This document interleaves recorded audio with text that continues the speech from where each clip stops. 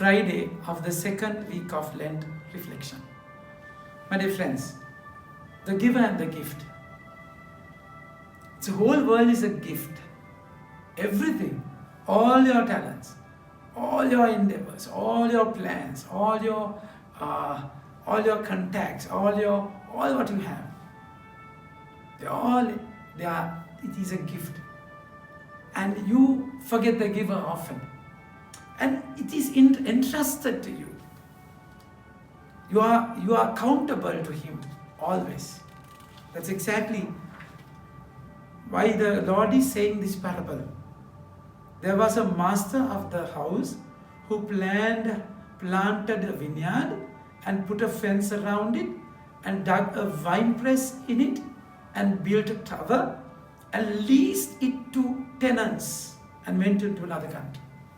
So he has prepared everything for you to be fruitful, definitely. Of course, yesterday we were speaking about insensitivity, where you are called to be sensitive to the need of the other. And today, the Lord is speaking about the ownership, your accountability to God. So you don't own anything. Nothing belongs to you. Only He belongs to you. Nothing else. So it is each and every moment, each and every person, each and every endeavor is entrusted to you with a purpose. So you are accountable to Him. Always we have to remember this. So what happens?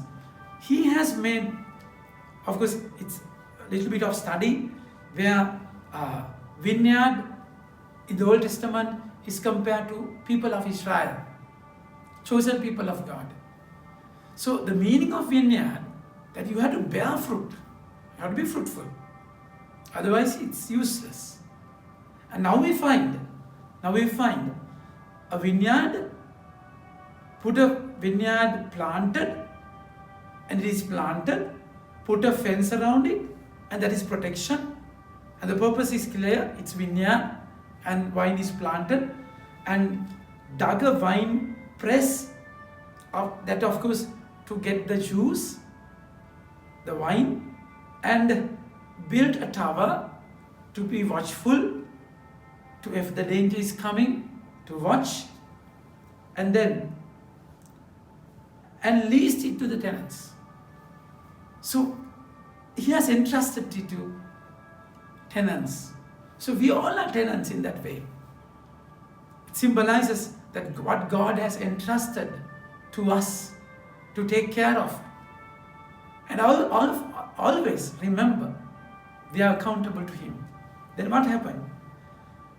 When the season for fruit drew near, He sent His servants to the tenants to get His fruit.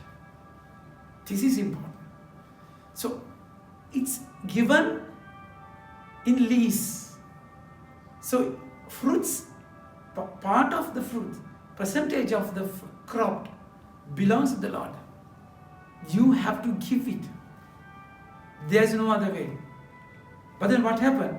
When the season for fruit drew near, He sent His servant to the tenants to get his fruit, get his share. Now He sees it's well multiplied and it's well fruitful, and the fruits are there. Then He becomes greedy. The people wanted the gift than the giver. We forget the contract, that we are accountable to Him. My dear friends, in our case, it's not a percentage. All belongs to Him. Everything belongs to Him. And all what you have got in your life, and you have to pay back. And it's given to you for a particular time. When you die, you have to have account. The Lord will take an account of it. So you are answerable to Him. It's important. So what happens? The tenants took His servants and beat one. He sent His servants to the tenants to get His fruit. And the tenants took His servants and beat one, killed another, and stoned another. My friends, So they came to remind them of the ownership, that they are accountable to him, to get the Lord's share. And that's what they did to the people who convey the message. So this is directly to the Israelites, the so-called Jews who persecuted prophets, who persecuted the elders, who persecuted the Lord himself. Jesus was persecuted. And then only he sends more. He will respect my. Finally, he sent his son to them, saying, they will respect my son. But when the tenants saw the son, they said to themselves, this is the heir, and let him kill him. Let us kill him and have his inheritance. So that's how they had to kill the son, because everything belongs to him. My dear friends, this is exactly what happened to the Lord here. They have killed the Lord because God so loved his son, and he loved us. He gave his son as a ransom.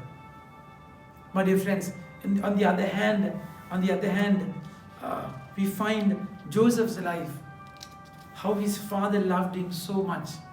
He became the favorite one, and he had a robe of many colors.